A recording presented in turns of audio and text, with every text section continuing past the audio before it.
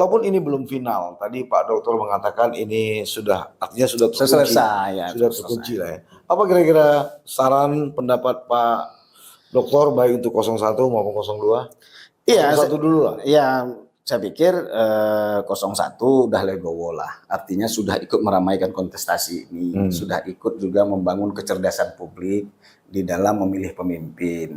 Nah, saatnya saya pikir ya nggak usah lah maju ke MK juga gitu ya, terima kemudian segera salam-salaman sama Mualim. Ini adalah proses kontestasi biasa, tidak perlu ada semacam dendam dan sakit hati dalam proses ini, karena ini hal-hal yang biasa. Mualim juga pernah kalah 2 kali juga gitu kan. Mualim dulu sama Herbandi juga kalah, dan Mualim tenang-tenang aja. Saya harap Pak Bus juga begitu. Kalaupun Pak Bus mau kepengen periode depan habis belajar dia ngaji, periode depan maju lagi dia, gitu kan. Oh, bagus juga, elegan juga gitu, sehingga masyarakat di bawah juga melihat wah hebat pemimpin Aceh ini.